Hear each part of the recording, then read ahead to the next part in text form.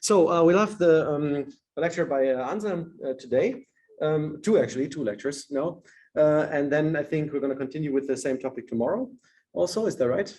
Tomorrow and Wednesday. Tomorrow and Wednesday, okay. Yeah. And so we're going to start with the first lecture on the fragmentation and 3D momentum imaging.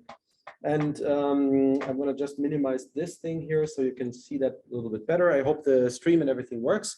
As usual, if you have questions, use the raise hand feature in Zoom, and we're going to take care of that. And otherwise, the floor is yours. And yeah, thanks for the exciting lecture. Thank you. Thank you for having me.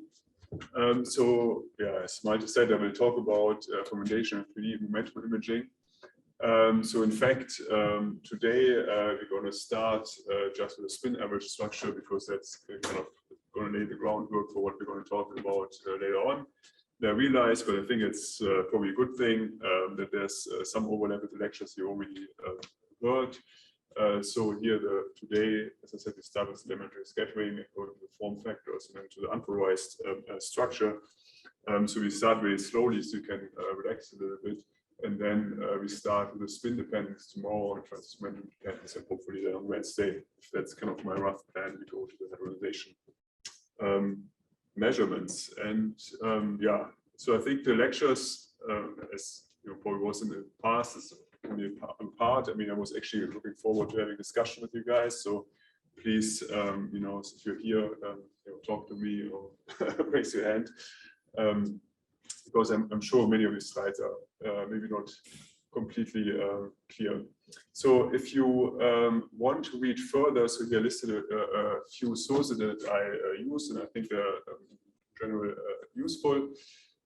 So if you're interested in kind of like the basic unpolarized and polarized formalism, so Caro Riede recently had a nice write-up of the school that you can find on the archive. Then if you want to look at more advanced topics, in particular transverse spin dependent measurements and fragmentations, I mean, we wrote 2 reviews on this with Nino Mukherjee and Andreas Metz recently. Then if you want to really dive into kind of like a hardcore formalism, I think the standard documents are here: Radcliffe, transverse polarization of quarks and hadrons, and then the classic Jefferson spin twist and hadron structure and elastic processes. So but let's step back a little bit and start in it's slow. So what are you going to want to do in nuclear physics is, of course, go up to this question: what lies at the core of everything that's around us? And I think sometimes we have in nuclear physics, you know, compared to other fields of physics, sometimes this need to justify what we're doing. But I think what we are looking at is actually a question that's kind of as old as humanity. And I always like to show this picture of this literal figure of Faust from Goethe, he's shown in a study, who actually in the story from Goethe was willing to sell his soul to find out what holds the world together. Of course, nowadays we don't have to do this anymore. We can just go to our, scientific method and discovery. And as you know, we have this classic idea of how the world around us looks like. And so we have on the first level kind of molecules which are made out of atoms. And if you go down to atoms, we have the core and the electron around us. And the core is made of the nucleus. So we have protons and neutrons here. And then what we are studying here is kind of like on the smallest level is the nucleon, which is made out of quarks and gluons, which we think are point-like particles. So this picture is here, of course, a little bit more advanced than like the really naive textbook picture where you only see 3 valence quarks. So here you already see gluons that change and the C quarks that are popping up. But of course, this is also a very, very naive picture as we see. So in terms of scales, an atom's size is roughly 10 to the 9 meters. And as we go down to the nucleus, we end up at this typical length scale. You know that if you look at the nucleus, it's roughly 1 femtometer. So if you look at comparisons in our everyday world, it's kind of like going from being in space to being very close over land.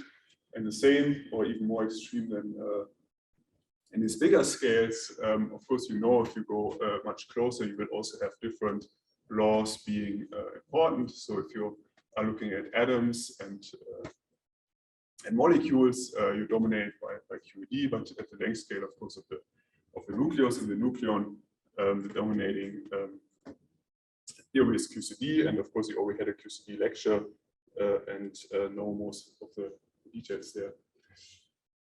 So I really like this picture very much. I think everybody has probably seen it. It's from this recent work by Milner and Ent, which together with some MIT team worked on visualizing Proton. So there's a very nice YouTube video. You guys saw it already? Yes, yeah, of course. So what I love about this is that it really shows you that you don't have this naive picture where you have like point-like quarks and gluons, but it's really you know, an infinite number of quarks and gluons that, depending on how you probe it, you basically yeah, you know, average over a certain part of those.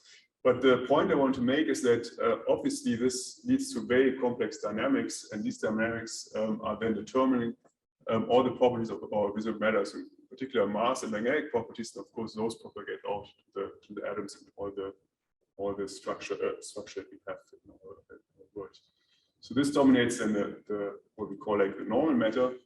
Of course, we know that in the grand scheme of things, this only makes up a small part of the universe compared with dark energy and dark matter. But it's of course everything that's you know, the visible universe is made up, and particular us. Okay, so a couple more motivational slides to setting the scale.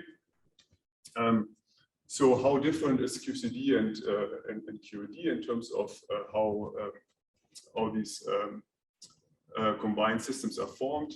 So a nice kind of thing to look at actually is the mass of these constituent systems. So if you compare something like the atom, which is on by QED, go down the nucleus or the nucleon. What we can do is we can look at the constituents and the sum of their masses and compare the sum of the composite system. And as you look at the atom, you see that the sum of all the parts, so the proton, of course, dominating here, is making up almost all things, with a difference of only 10 eV, so it's like a fraction of 10 to the minus 8. If you go to the nucleus, which is kind of held together by QCD, but on larger scales, you see the difference is only 2 MeV, which is, corresponds to a per mil. But of course, as you know, in the nucleon, most of the mass is generated dynamically. As you see, if you count up the constituents, if we think like the quarks, we end up, of course, at mass of the nucleon, which is a factor 100 harder. So we see that the properties and the nucleon are dominated by the interaction about these massless quarks, and which, of course, like, leads to these very deep intellectual challenges. How do we explain how these the properties of the visible matter kind of emerge with the dynamics of QCD? So in principle, of course, we know how QCD works. No? So we can write down the QCD Lagrangian in this very concise form here, and I think Matt already talked a lot about the consequence of this. So I just want to kind of like summarize parts that are important for this lecture. So we see here the interaction terms. We see, of course, quarks interacting, but what makes QCD different from QED, and so interesting, is in particular these interactions between the gluons. You see the two gluons field here corresponding to like a trigluon and a four-gluon vertex. And here what you see, in addition to the quarks and gluon fields, you see that these guys have these color indexes, and we know that the quarks come in these three colors, whereas the gluons carry quark and color and anti-color are exchanged. So here there are 9 combinations shown, but we know there's only 8 gluons if you count up all the linear combinations here. Okay, so QCD versus QED. So what does it lead to in terms of the forces? So if we write down the QED or look at the field lines, so the field strength actually in QED, and kind of hold it here with this field lines, you know that QED has this fall off as 1 over r squared in the distance. However, QCD is very different, as you know. So here, the force here is linear as I pull these guys apart, which leads to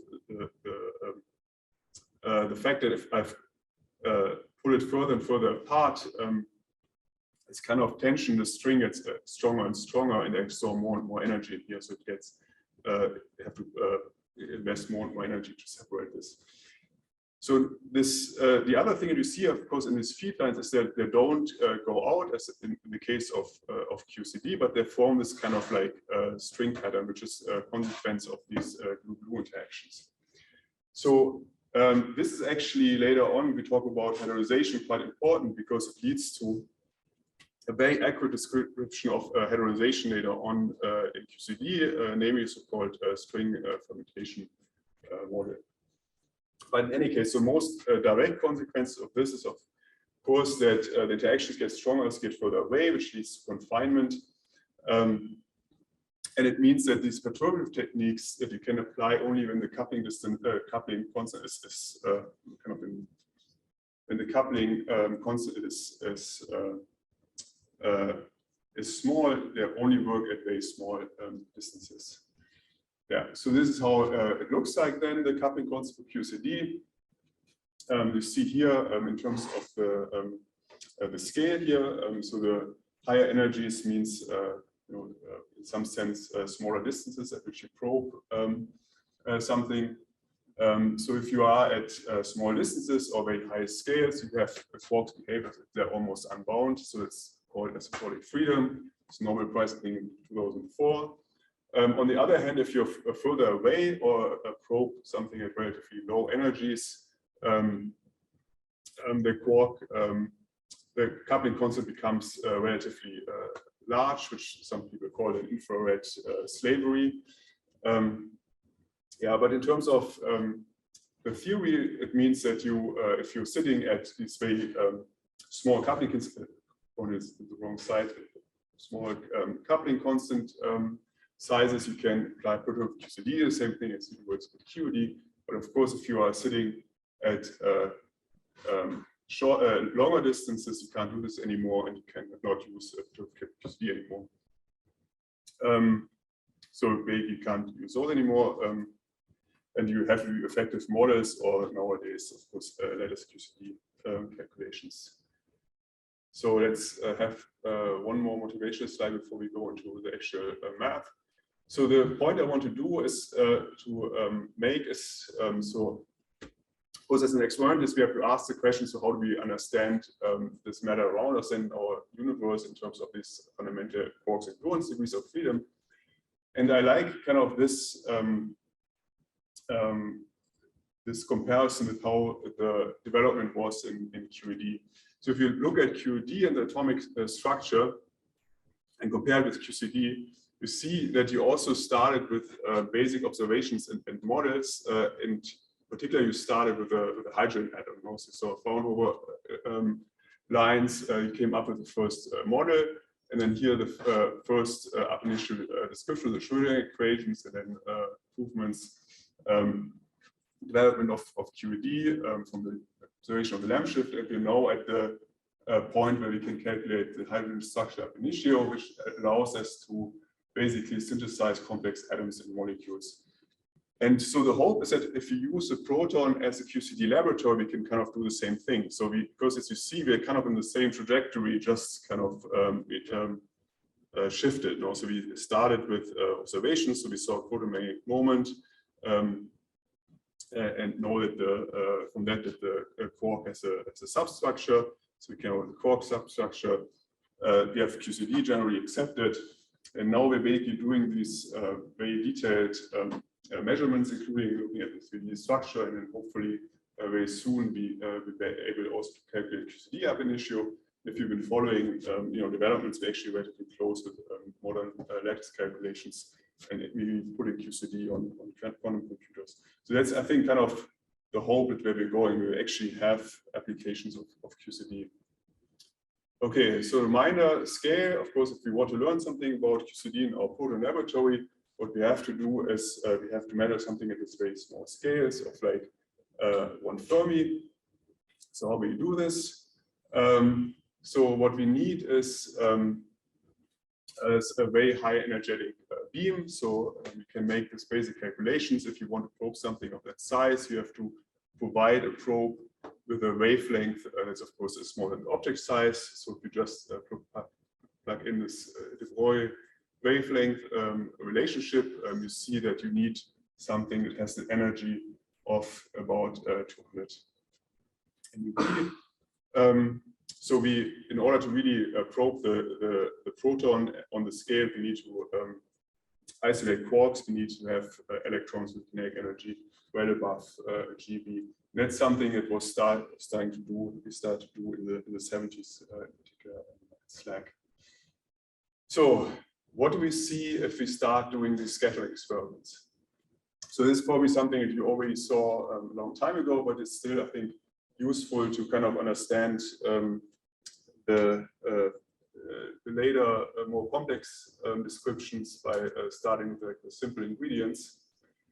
So most simple thing we can do is elastic scattering.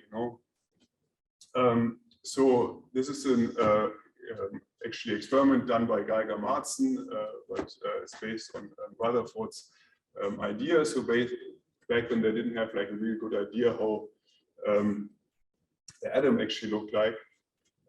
So you have this Rutherford scattering is basically only, so it only assumes that you have a Coulomb field around your nucleus, and you have a, which is like critical for our discussion, is that you have an unpolarized beam. So you have these alpha particles, and you scatter off the Coulomb field, so you don't care about the polarization of the nucleus. So if you just plug in your Coulomb field, your classical Coulomb field dependency, come with this scattering formula, which is dependent on the charge of the beam, the charge of the nucleus, and then it has this. So it depends on the energy of the incident beam, so that is fixed. And then the only free parameter to measure is the scattering angle here. So the scattering angle is, of course, related to the impact parameter here via this relationship. And so the main reason why this experiment was, famous is because they observed very often, or more often than they expected, high angle scattering events, which told them that there's like a hard core there. So it's like was like shooting this Thomson-Klum pudding model.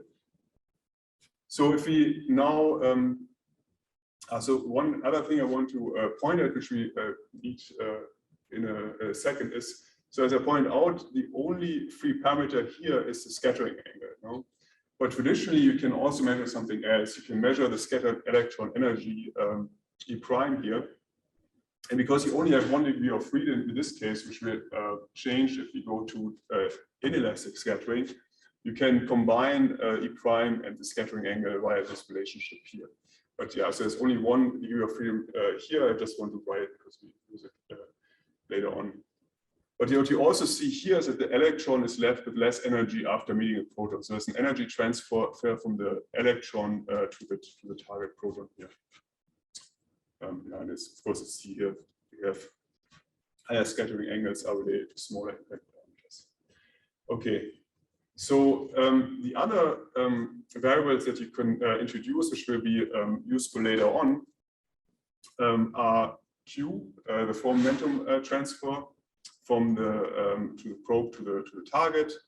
So it's just the difference in the form momentum between the lepton, incident electron. So in this case, I have an L for lepton, so it's not the original Rutherford experiment, it's basically the setup that we're going to care about in the end. So you have L minus L prime is the form momentum transfer, and if you square it and take the negative value, you have Q squared. And then nu is the difference between the incident energy and the energy of the final state. As I said, we now have many variables here, but it doesn't mean that we have all these degrees of freedom. So elastic scattering, we still have only the one. But if we write this, if you introduce these variables, we can also express the relationship between these two, in particular q square and nu in the case of elastic scattering. So we basically get 2m nu minus q square equals 0. So that's the case for elastic scattering. And it basically just follows from this relation, because you can express this q square in terms of the scattering angle. And of course, you have e prime and e here. So if you basically use these two expressions in this one, you can this guy here. And this is a relation we're going to use later on. So some other formulas that you probably see often is you can also write q square as 4 times e, so it should be what I call e without prime before e prime sine square theta squared.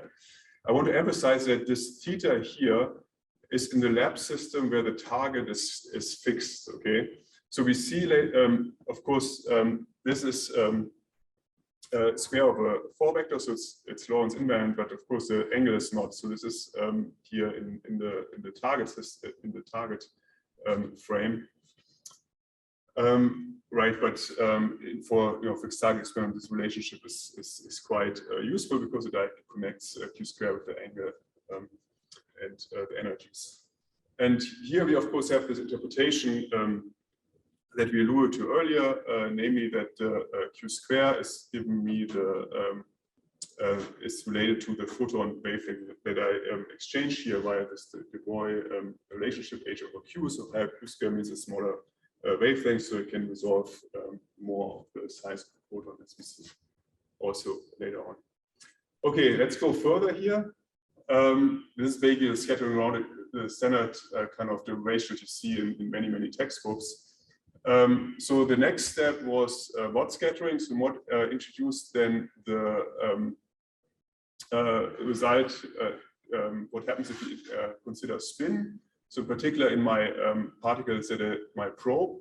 So the original Rutherford scattering was with spinless particles, but of course what we're going to want to do is you want to use as much point-light probe as possible. So use an electron beam. Electron beam has spin. So the problem is, if I scatter off a spinless target, what happens is I can't flip the direction 100%, because I have helicity conservation. So I would have to flip the helicity. I can't do it at a spin zero target. So I get this additional factor in its cosine square theta half, which basically tells me I can't do backward scattering, like 180-degree backward scattering. So the other thing that we have to put in, so this had like a star. So if we get rid of the star to put in additional improvements, we see that the cross section will also be modified by the recoil. So the recoil is here given by the incident energy over the energy of the final state particle. And the other thing I can put in is the structure of my target. So this is of course where things become exciting. So here, previously we looked only basically at scattering of a Coulomb potential, which doesn't have any kind of structure. But what we put in now is this kind of, it turns out to be a structure function. So there are different ways at which you can arrive at this form. So either I can say, okay, I just introduce this dependence, or I can just start from the idea that I scatter of like a collection of point-like particles, or point-like, that my target is made out of kind of like a sort of different scattering centers, and I ask what that means for the scattering cross-section. And I think this kind of explanation is very nice. You see this very nice analogy by scattering of just a crystal. So it's like a principle very well known. So if you look at Bragg's law for interference, so you basically probe a crystal structure, which like a light beam. So you have like an incident plane wave and the outgoing plane wave. You can relate the interference condition. Basically, you can derive the interference condition here very easily by saying, okay, the wave from here and from here has to interfere constructively. So the difference here has to be the same order as the wavelength.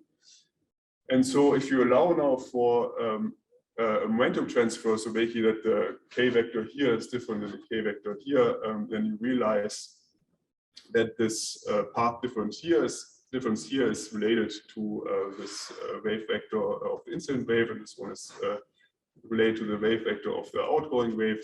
So overall, you get this dependence on the difference between the two, which we can call Q. And if you then calculate the amplitude of the interference pattern that you measure in the end, you get basically the Fourier transformation of this crystal structure, and you get this form factor, which is will be dependent on Q. So of course, on the other side, you can then, once you measure this form factor, so maybe you measure the cross section as a function of Q, you can reconstruct also the distribution of the scattering centers, which in our case would be the distribution of the individual Coulomb field sources. This is the first time where we have any probe of the internal structure of the proton. So this is the first step at actually extracting the shape of the proton, which is nice. So what do we expect for these form factors, how they would look like? So these are some kind of typical distributions. So an electron, of course, we know as a point-like target would be or same as quark. So here the form factor would be a constant. As you see, a typical shape of a proton is kind of this exponential charge distribution, which would then lead to a dipole-like form factor. And then the nucleus is like kind of like a diffuse sphere. So the typical form factor from nucleus, as you see, are these kind of like oscillating pattern.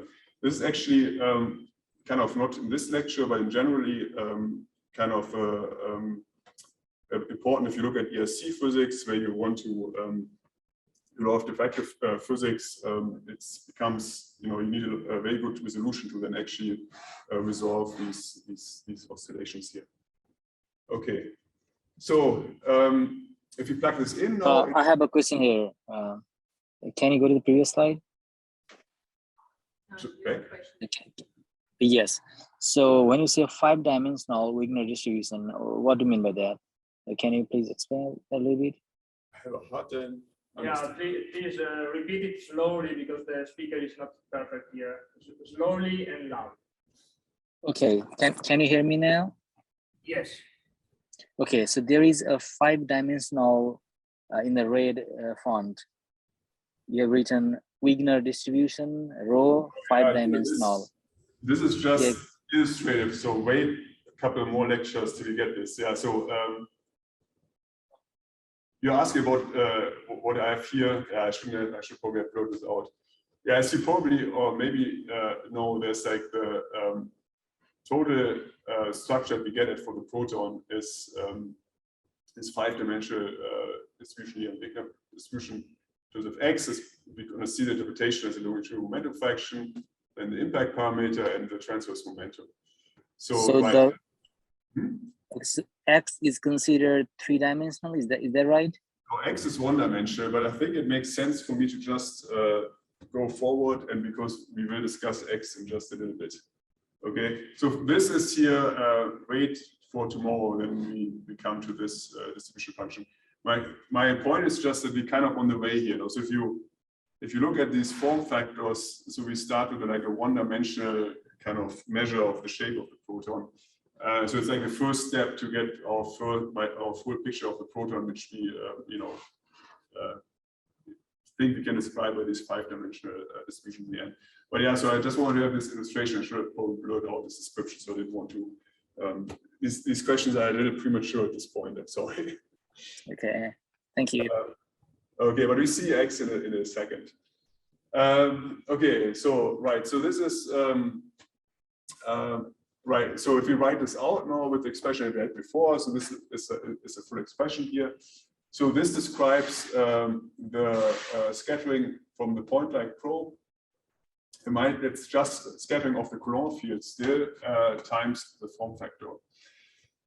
Now, of course, we know that we are not scattering of point-like probe that only have Coulomb force, but in the end, we want to work our way to a picture where we scatter off quarks. And quarks also have spin. So how does it look if I scatter off point-like spin half target? So this is something you can just look up in a QED textbook. So the cross-section looks like this here, and if you compare to what we had here in mod scattering, you see that the first part here, so this is still from the point-like interaction, also the first part is the same. And so what comes in addition, which has to do with a magnetic interaction, is this additional term here, which has a sine square theta half dependence, and then also has this q square over m dependence. So this is a magnetic interaction, and this also shows you that it becomes much more important when you go to higher energies, no high q square. So if you have at very low energies, low q square, this magnetic interaction will not really, impact anything. But if we want to now transfer the same, argument that we did here, introducing the form factor to this, of course, need two form factors. So we need one form factor to describe the Coulomb interaction here, and then we need one form factor to describe the magnetic interaction here. So this leads to this typical parameterization then, these two structure functions, so F2 and F1. So one is for the electric potential and one for the magnetic potential. So from this derivation, if you just look at this this formula, you can already kind of deduce that F in a simple picture gives a distribution of point-like charges, so we can have a interpretation later on as PDFs. So there are many different ways to write these structure functions F in terms of linear combinations of each other, and they have different interpretations. So I think most commonly you see F1, F2, and then you can have an interpretation that F1 is proportional to the transverse photon flux, whereas F2 is proportional to the sum of the two. If you want to isolate this longitudinal photon flux, you can do the difference between these structure functions. So in our lectures, this is not really important. So where this comes in is, I believe, for certain exclusive processes, if you look at factorization, it's only proven for one photopolarization or the other. So then this is kind of where you need this. So if we didn't really work our way yet to the Platonic interpretation, but if you take it as a given that we in fact probe these quarks, you can actually also come up with kind of expected scaling behavior of these structure functions. So there's some work from the 70s. So in a naive picture, you would expect F1 to scale like 1 over Q over 4 because you basically probe the whole proton. So you basically have to have an interaction between the different quarks. You get these two additional gluon lines there. Whereas F2, as we saw, because it's like related to this magnetic interaction, you need this additional spin flip here. And so spin flips usually go with another suppression of Q squared. So you have this naive expectation of Q6. So it's like some work some time ago. So another way of writing the structure function is in terms of electric and magnetic form factors. So I may give interpretation as like, the interaction of the electric charge and magnetic kind of interaction. If you actually want to ask like how does it relate to the Coulomb charge distribution and the magnetic momentum distribution, you have to basically put in these linear combinations here to form the GE and GM form factors. And then you can write down the cross section in terms of those. It's basically expecting the same thing, just in different linear combination of these structure functions. So this is kind of, I'm showing this mainly for historical reasons. So because this has been, this approach has been used to separate these two form factors via the so-called Rosenbluth separation, because you see that they have here a different dependency on the different slopes here. dependence on this tau parameter is related to q squared. So right, so you can use this if you measure these form factors then over a large the cross section over a large q square range. You can use that to separate these GE and GM form factors, and this so-called Rosenbluth separation, which is shown here. So you can extract the slope, tan squared theta squared, and that gives you, of course, here this 2 tau GM, and the intersect gives you the linear combination between the two. You can separate them. And yeah, so okay, I should also mention what you get at the end is that to the Fourier distribution you get for both of them this exponential fall off, which of course makes sense because you assume that at the base of these distributions are the same particles. So the distribution of the quarks is the same. You just probe either the electric or the magnetic interaction. It's not like you have one distribution of particles that has, where you only probe the magnetic interaction, the other one the electric. Okay, so as you probably noticed from my haphazardly description of this is not really my physics. So people, it's even though it's I mainly put it in here for historical reasons because people have been interested in this in a long time, and they still do this. So I just want to make a connection to experiments that are happening today. Also here at JLab, so some of you probably work on this. So in All A, there's a very active program that's still measuring form factors. Here's a super big Breit experiment, and from what I gather, the open questions are still extending this to high Q square with the higher electron beams at Jefferson Lab. And there are some inconsistencies in the ratios between form factors, so they look at two photon exchanges there that might modify this. Okay, so these electric magnetic form factors, let's leave this behind and go a little closer to a deep inelastic scattering and the Proton picture. So if you increase the energy in these interactions, what happens is, the proton breaks up. So if the proton breaks up, you don't have this elastic condition anymore. No? So because the energy can be transferred, so different, maybe parts of the proton here. So what happens is you get in your scattering an additional degree of freedom. And this is basically where X came in, where somebody just asked about. So I don't want to, there are different ways to kind of like skin this cat. You can look at the just general description of the cross section and introduce this as a scaling variable. But in the interest of time, I'm just introducing here the just the definition of X in terms of Q squared, mu, and M, and tell you that that's our additional degrees of freedom. We try to interpret this. So Q squared we already discussed. So mu is the loss of energy from the incident to the scattered lepton, and Y is just the ratio of the of this energy difference to the incident energy. Now we had earlier this condition for elastic scattering, so we wrote 2m mu minus Q squared equals 0. So which is true for elastic scattering. So now with introducing this X, this condition now becomes 2m mu X minus Q squared equals 0. And so this is your direct consequence, or like here you already see this interpretation of X as a momentum fraction carried by the hit parton. So in this case, if you look at the elastic relationship here, you scatter off the whole nucleon. So you have on this side here, so Q squared is the same as m times mu. But now you scatter only of a quark that carries the momentum fraction x of the parton. So this relationship gets modified here, and you only pick up the energy of parton you scatter off. So you get 2m mu x minus Q squared equals 0. So here you already see the interpretation of X as the momentum fraction carried by the parton that you fit in a specific frame. So another popular interpretation of X is that it's interpreted as the shutter speed.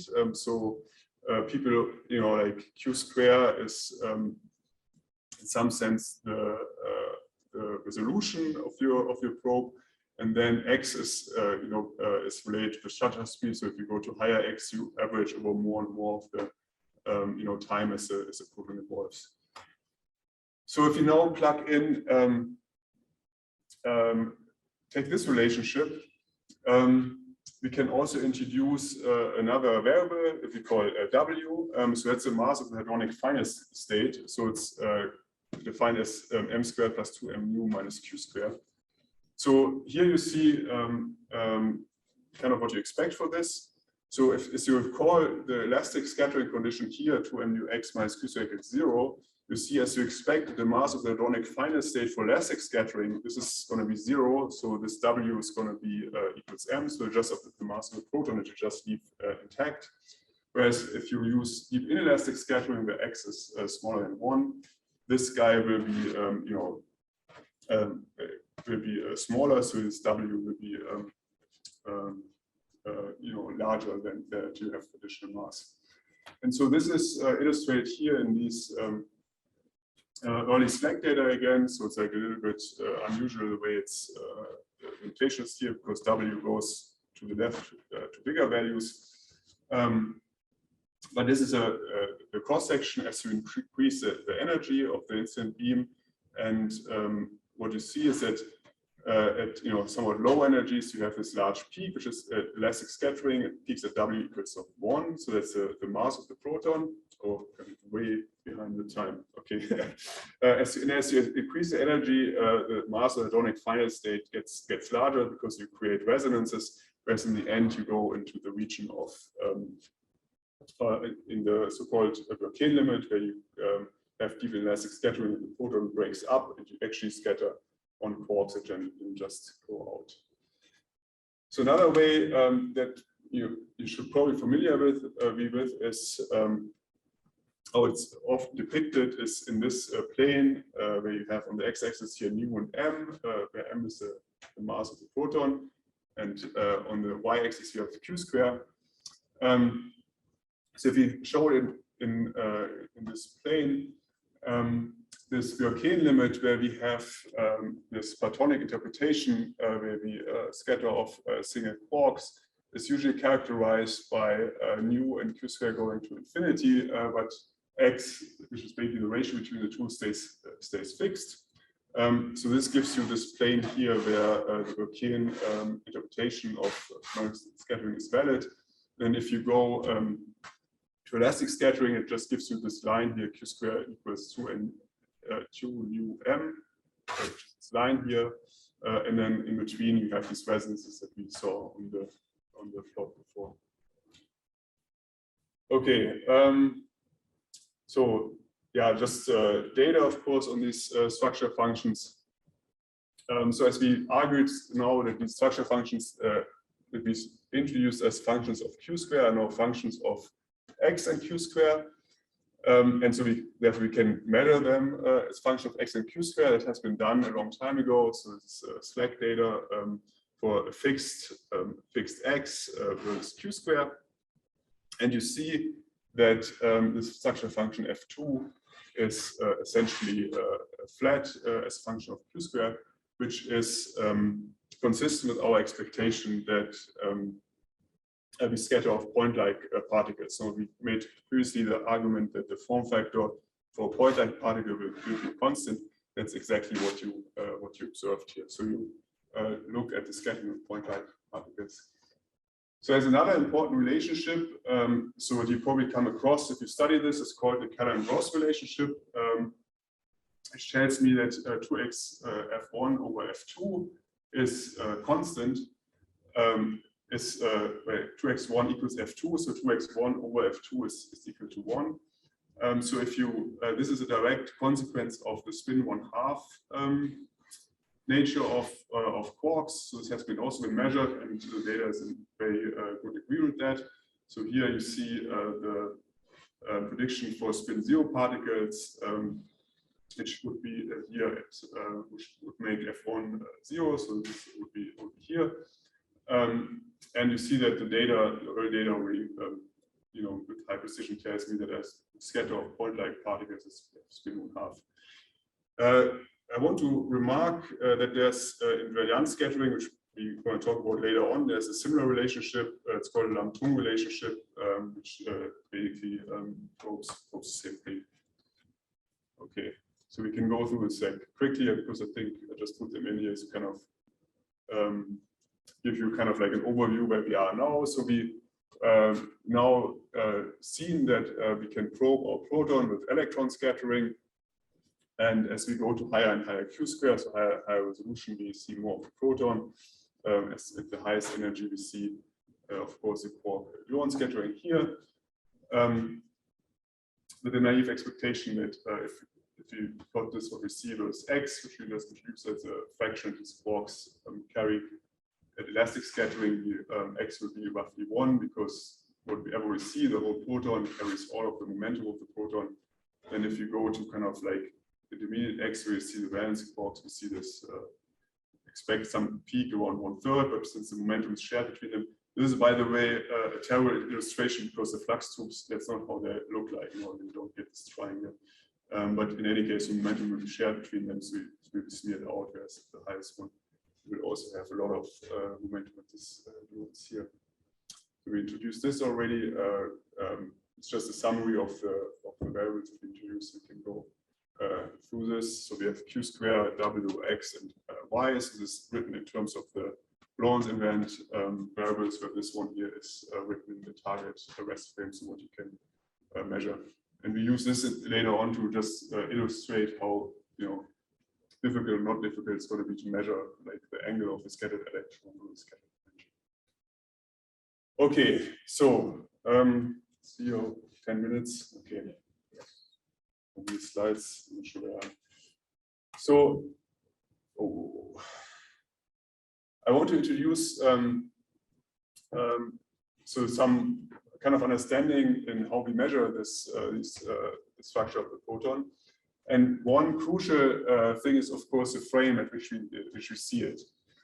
So as you know, we probe the proton using very high energetic scattering. So the momentum transfer at this point where the photon hits the quark will be very, very high. This is, of course, very important because it means that I probe the proton at a you know at very small at a very small time scale. Also, the moment as I probe this proton, the proton is basically frozen in time, which allows me to actually probe these independent quarks in this asymptotic freedom. Whereas if I want to describe the structure before, that's not the case. So the proton interacts here with gluons and so on longer time scales. So that's going to be the basis for factorization. I also want to note that this means that we essentially see the quarks like going at us at the speed of light, you know, because we probe at such high energy. So we often interpret this as seeing the partons on the light cone, which means that we also suppress all the transverse components of the protons. We only see the longitudinal momentum fractions. So a convenient frame that we then describe these scattering experiments is called in fact momentum frame, or also Breit frame or Wick frame. So it's very convenient to describe the scattering then this high Q square in this frame where the quark goes in the same direction. We put ourselves in a frame in the same direction as the photon. The quark comes, scatters off the electron, and goes into the other directions. So the reverse direction. So what we see later on, as I said, because we probe this proton at such high energy, it means that the quarks essentially move at the speed of light, so move along the light cone. So this is like an important concept later on if you want to you know, describe the proton structure that we actually measure with what we can calculate, because it means that what we actually measure are the components that are along the light cone, so have a light-like direction, which are often called like the good components. You see it later on with this index plus, whereas the ones off the light cones are called the bad components, which have the minus component. And it gives me the interpretation of X, is a little more detailed, is a fraction of the proton light cone momentum carried by the quark in this K limit. So everything that's off light cone we see is suppressed by 1/Q, which we then can like usually call them higher twist component, or well, depends on the definition of higher twist. So we call everything values which is suppressed by 1/q higher twist, and everything that's like off the Lightcone falls in this category. It's just kind of like a side remark. Okay, so let's come to the actual process that we're using. So we use, of course, deep elastic scattering to probe the proton. So I want to connect it to this to the factorization theorem that I introduced earlier. So we already saw the parts in the previous couple of slides. So we have the probe with an incident energy E coming in here, scattering off my proton, and we now arrived at the picture where we probe the quarks, we scatter off individual quarks in this in the Proton picture, and then the quark goes out, and then the additional degree of freedom we now introduce is we only talk about deep elastic scattering where the proton breaks apart, but what we now also do is we ask, okay, what happens to the quark in the end, and we observe finite state hadrons. So it's what we call semi-inclusive deep elastic scattering, because we know not inclusively over the finite state X here, but we actually detect part of the finite state here in the hadrons. So that means that we have an additional degree of freedom, additional variable here we can measure, which we call Z, which is the fraction of the momentum of the hadron of the initial quark, that the fraction of the energy of the outgoing quark that the hadron detecting is carrying. Okay, the other ones already introduced here. Okay.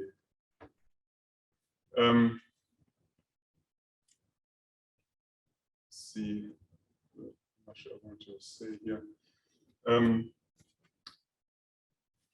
So what will be important here, of course, is that in my formulas, what I want to do is I want to separate this hard scattering here with the proton structure here, and then the outgoing hadrons in the final state.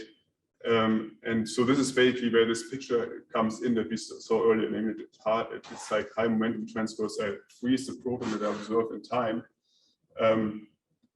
And this allows me then to do the factorization that we are used to, namely into cross-sections to partial distribution functions describing the proton, then the hard scattering here, where I'm actually probing a simple quark, and then the fragmentation function in the end.